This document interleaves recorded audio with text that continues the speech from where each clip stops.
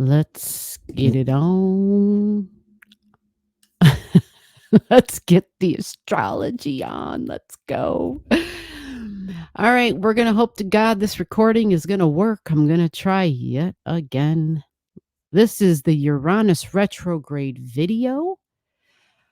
I have to find the chart, so give me a second. I will get with you. It's here somewhere. I mean, I see it. There we go. I got you. Thing about StreamYard, you can have like all these windows open and you can't tell which one you're looking at. Yeah, now I'm there. I have to see my cursor on the screen. It's the only way I know. You know, when you're on Zoom, it puts like a colored border around that particular window. That's actually really helpful. So here we are. We're going to talk about the Uranus retrograde. And there is the planet of the hour. This doesn't happen for a little bit of time. We got about a month because we're coming upon the end of July. We're not there quite yet, but this happens. Yep, that's Uranus. See it? 23 degrees red. That's retrograding in Taurus. So we're going to get to the definitions and the meaning of that and what it means. We'll talk about Taurus. We'll talk about Uranus. And there's the date, August 28th. So we're about a month away. We're going to also talk about why Uranus is different, other than the fact that we always hear that Uranus is different, right? We'll talk about what it shares a co-rulership of and what these things could mean. And then we'll take a quick look at some of the other planets that are going to be part of the conversation at the table, I like to say, or the players in the party. And party is probably the wrong word, but we'll just say players. Whatever. The people that are part of this in our world. Okay, so when we look at astrology and the planets, I often refer to them. You'll hear me say things like Saturn. Saturn is the person who's in charge, but it's also the rules and the regulations. It's the structures of society. That's Saturn, right? And it sets us up for our long-term goals and ambitions. Saturn rules the sign of Capricorn. And so a lot of those keywords are all going to be the same. So you see here, yes, I'm starting over here with Saturn. There's a reason. So just hang in there with me. Saturn is a co-ruler of the sign of Aquarius. According to ancient astrology, it's the only ruler of the sign of Aquarius. I think we got a kitty cat at my leg. Are you coming up? Are you just going to tap me? You can come on up. So Saturn and Uranus, or Uranus, or however the hell you say it, they both share that rulership of Aquarian energy. Okay, now you see Saturn's in red, retrograding. You see Pluto is in red, retrograding. What are some of the other slower planets? Neptune. It's in red, retrograding. So these three have been retrograding. You see that? They have been retrograding for some time now, but yet Uranus is just beginning its retrograde. The rebel refuses to follow the crowd. The rebel refuses to do it when everybody else is doing it. The rebel says, "Oh hell no, I'm not falling in line. I'm going to do it in my own time, in my own way," because that's the Uranian energy. Now it's confusing because we got Saturn being the co-ruler of Aquarius with Uranus, and Uranus being so different. That's a keyword, different and new and exciting, but yet Saturn is about the old. Matter of fact, Saturn rules time, right? It's about the tried and the true and the tested, but we've always done it this way in tradition, and this is what works. And so we're going to do it this way because we know this path works. We know this system. We know this order and this structure. We know it works, and we build it so that it lasts a very long time. I always think whenever I say that, I think of the mail trucks I see rolling down the streets here, the U.S. mail. Every once in a while, literally maybe once a month, one of the mail carriers, I will hear them trying to start their Jeep back up because the way our houses are, the mailboxes are on the houses. So they have to park their car and then they got to carry the mail over the shoulder and deliver directly to each home. And then they get back and they try to start that damn Jeep up. And it's like the damn thing won't start. And you hear them trying to start. And I feel so bad. Like they just did all this walking. It's hot out. They just want to get in the Jeep so they can get to the next job, whatever. And then they got to deal with that. Right. And the damn thing doesn't start. But shit's been around for a while. When they got them, God knows how long and how old those things are. And that's a lot like parts of the government and the structures of the government. Okay. So before we go into any of that, because we're not going to go into it, but it's to explain how strange and different Saturn being the co-ruler of Aquarius is, along with Uranus, and like the power struggle almost, because Uranus over here is about new, exciting. This has never been done before. That's Uranus. It's space, it's science, it's medicine, it's technology. Anything that requires experimentation, Uranus energy, ruling Aquarius. Now, Aquarius and Uranus, it is like that group energy, right? It's about rules for the group, right? So Saturn being the ruler, co-ruler, Uranus can also be the person who is the ruler, meaning I can set the rules. I can say, hey, you can or can't do this. So it can also be the person who's of authority in someone's life, like mom and dad. All right. Uranus can be like the parents, while at the same time, Uranus can also be that 19-year-old who's either going to community college, still living at home, or still living at home and, maybe working whatever. And mom and dad are like, hey, you got to be in by 12, or you got to be in by 1, or you got to be in by 2, whatever the hell it is. And the young adult feeling like, wait a minute, I'm a young adult. You can't tell me what to do. And then you got mom and dad saying, my roof, my rules, right? My house, my rules, that type of shit. So it encompasses both of those energies. It involves the person who's in charge and who sets the rules, and the other people or person who says, but I'm not following your rules. You aren't the boss of me. Like, it holds both of those energies. Okay. Which makes this fascinating because, going through the pandemic, right? Uranus had been in the sign of Taurus, had been there for quite some time, had already been there, right? And so what happened, part of that revolutionary type of you're not going to be the boss of me thing was, but you can't tell me what to do with who and what I value, with my money, my home, my children, my food, my body, right? Like that's all part of who and what I value. Do you value your body? Do you value your family? Do you value your home? Do you value how you make money, when you make money, where you make money? And then there were those rules that were set into place. And Uranian energy was just like, okay, those are your rules, but they're not mine. You follow? However, the catch 22 is that it rules the group. Remember, it's Saturn and Uranus that rule Aquarius.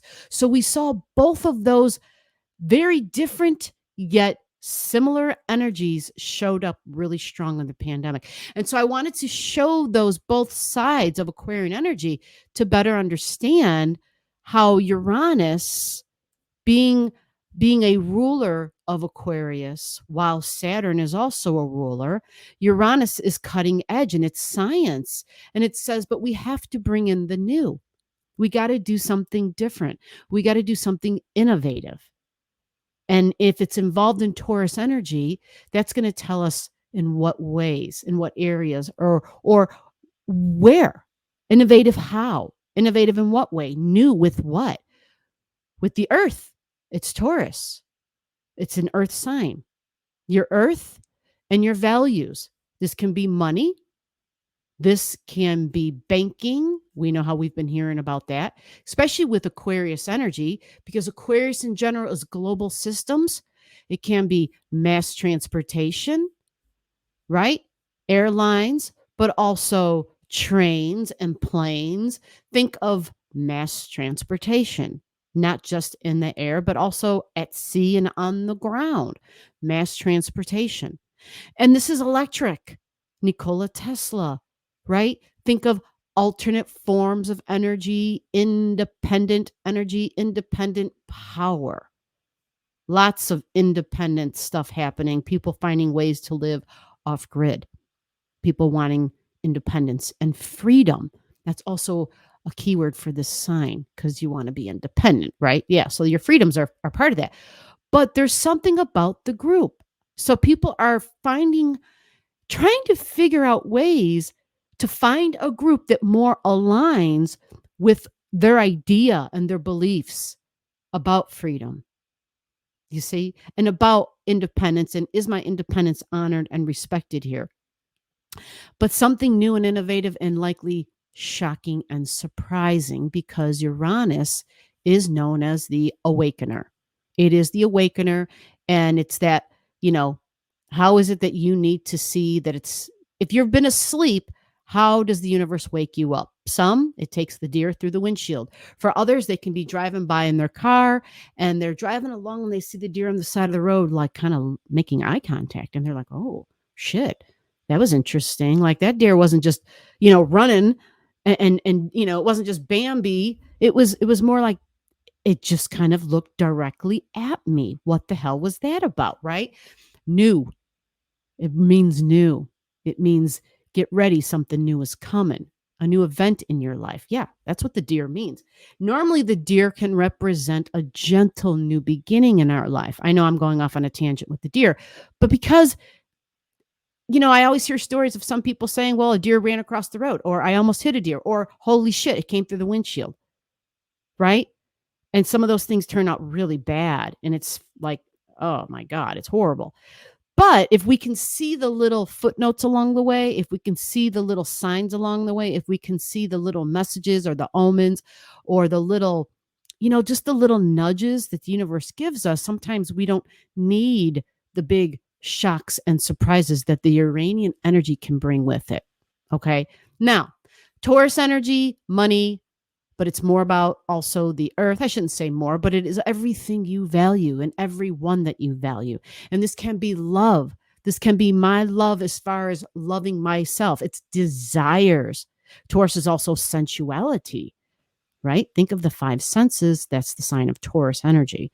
Sensuality. Taurus rules the spoken word. Think about that. Now, where will this happen in your life? Where will Uranus standing still occur? Well, it's at 23 degrees and 4 minutes. But look, can you believe this? This is literally the hour that Uranus stands still that I have this chart drawn up for. And you got vertex right there, part of it, 24 degrees and 22 minutes. If I were to draw this chart up for just 1 hour later, this vertex point would have moved by 10 degrees forward, and it would no longer be in the sign of Taurus. It would then be in the sign of Gemini had I pulled this up 1 hour later. But I wanted it to show you the hour of when Uranus went retrograde, started going backwards. So Uranus is shocks and surprises. It's known as the awakener. It is technology. It is astrology. It is cutting edge. It's something that hasn't been done yet. It is digital. It is the internet. It rules inventions. Think about big appliances in your home, the washer, the dryer, but even bigger, right? The heating and cooling system, things that helped humanity advance. Well, however you want to look at that. Some would say it hasn't helped us advance, but things that helped us move along. Because think about it, when we have all those things taken care of, when we're no longer living in the instinctual survivor, when we no longer have our day-to-day routines being dependent and our time constraints being dependent on survival methods of, I got to feed myself, I got to hunt, I got to gather, right? We can do that, frees us up to do other things. And it's for the good.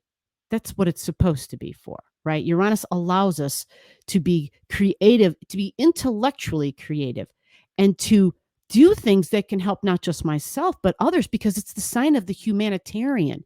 It rules Aquarius. This is serving the group energy, serving the group.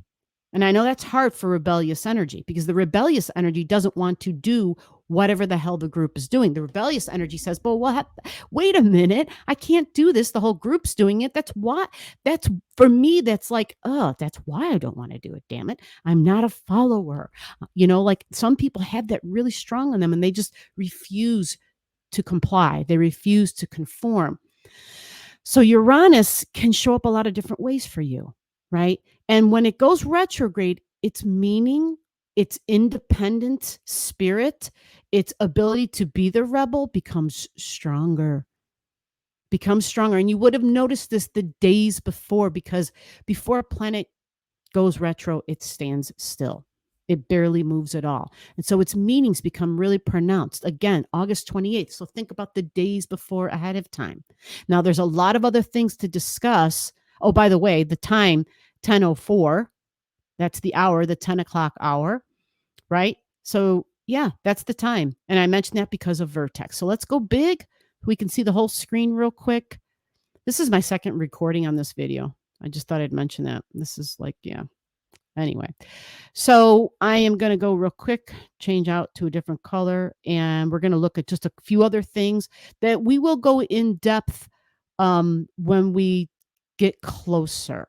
Okay, when we get closer to this date. But in the meantime, when you find your 23 degrees of Taurus, so we're going to say 21, 22, 23, 24, 25, 26. We're going to give that orb, and then look at the house number that it's in for you. Okay, like this chart has house number 5. So an example would be if you had Uranus going retrograde in house number 5, because that's where your 23 degrees of Taurus is. That has to do with children and your creations, your joy, my happy place, fun, laughter. How do you create? What do you do to be creative? Are you being creative? If Taurus is in the 5th house, it's food, it's the earth. It could be gardening, agriculture. That's big with Taurus energy. Remember 5 senses? Smells, taste, touch, sound. But it's really creative. It can be a craftsman working with wood because it's earthy. It can be working in the kitchen. It can be doing painting. It can be drawing. It can be doing anything, but usually different. Like for me, fairies is a big deal. I do a lot of drawings. I haven't been doing a lot of drawing since anyway, I haven't done a lot of drawing since 2019. But prior to that, fairies, big deal. Earth makes sense, right? Earth. And so, yeah, do whatever the hell, just anything creative. You don't have to be an artist, right? You don't have to be someone who literally sells something and people pay for your shit, or your name is up there and it's like, oh, damn, have you seen such and such? It doesn't got to be like that. The point is to take that energy and get it out of you, let it flow. So when we get that Uranian thing of independent spirit, it means you need to find something and a way to let your independent energy radiate and flow out of you. That's what that means. So create. It's in Taurus. Remember, smells, taste, touch, sound, the voice, singing, humming, maybe playing the flute, playing an instrument. I say flute because it's something with the mouth even. Taurus, right? Anything that helps you to get that energy flowing, because if it just stays still, think of a bottle with carbonation, and when you shake it up, it just kind of sits there and then the pressure builds. But when you have other outlets and ways that energy can flow, it will not end up being so extreme and intense when you have conversations, especially with authority figures, because that's Uranus, authority figures. Okay. So banking and global systems is Aquarius energy. And, find out where Aquarius is in your chart, because of course it's a fixed sign. And so Uranus and Taurus, they do automatically square up. I mean, Taurus and Aries, Aquarius automatically square, but there's nothing here at 23. You see that? We don't have anything, but do you have something at 23 in your chart? I know I do. It's the fun time. I'm in the fun time, like lots of stress and tension, but nothing serious, like just irritations, nothing that can't be handled. The other squared would be 20, 21, 22, 23 of Leo, maybe even 24 and 25 because of vertex. The vertex point. Vertex is a moment, a person, a chance meeting, perhaps, right? a conversation. Something happens. It has to do with your values. This can be love. This can be money, your income, your job, even. Think of self-care. Think of who I am and how am I in this picture? How do I work? How do I make my money and my income? We're hearing a lot about back to the office for some of those bigger companies that were, being a little, they were kind of doing both. And we're hearing a lot of news about that. And so Vertex with values and money and income, Vertex is a door opening and a door closing. It plays a role in both areas. A door opening or an opportunity or a new person or somebody going, right? It doesn't have to mean like going isn't gone and dead, but just like a coming and a going. Like, hey, we had this project we worked on together. Now we're not. It can be something as simple as that, right? Now, what else is going on real quickly? Look at Venus at 12. You see Venus at 12 degrees? Venus at 12, I think, is a big deal because she's in Leo. And I'm hearing the opposition in my head. The opposition, we got Hygeia over there, right? Venus is your money, folks, because she rules Taurus. It's also business and partnerships and love. It's in Leo, romantic partnerships, but it's also money and how we were risky with our money. How are we creative too? Because Leo's very creative. It's also children, joy. And I got a subscriber who is super creative and she's literally a seamstress. That's what she does for a living. And so when I gave an example of people being risky with their money, she was saying, yeah, maybe my employer is being risky by taking me on. I think that's what she said. But Venus retrograding, and here she is at 12. And you see how her number is red? Here, Venus is about to stand still. Her retrograde is about to end. And then she's going to go forward. That's the number that she does it at. But wait, there's more. You see Mercury up there? Mercury in Virgo retrograding, right? We got a video about that. Go see it. The sun is now in Virgo, but that's not all, right? You see Black Moon Lilith there. We know she throws a monkey wrench in things. We know Virgo is the day-to-day routines, can be domestic part of life, can be tasks and projects, can be the job and the tasks at the job. We also have Jupiter down here that I didn't get to point out just yet. Jupiter, look at Jupiter. You see the degrees? 15, 30. Anybody know why that's important? I'll end the video on this note because we will definitely have a video, a part 2, or at least a video closer to when we get to this day. This is Jupiter about to go retrograde. Jupiter is standing still here. And it's in the sign of Taurus. So something with the money for sure is happening. Something with our values, possibly something in banking, possibly something with the earth, possibly science is involved, possibly digital money is involved, possibly something with alternative forms of power and energy, electric, EVs. Just think of any sort of new, innovative creations that are going to be there to help, supposedly, right? To help the earth, that are supposed to be to help the advancement of humanity. Jupiter standing still in Taurus, I got to believe the earth and the values that we hold are a big factor. So we will have a part 2 when we get closer to this date, and put your questions in down below that you would like that you want to have included in the part 2 so I can personally address each one of those for you guys, and that will give you a more private and personalized video for you. And by the way, if you don't have your chart and you need it, if you want a chart that matches this system that I use, put your comments to me, put your numbers in there, and I'll get what chart to you. All right, I will see you in the next one. Thanks for watching. Bye-bye.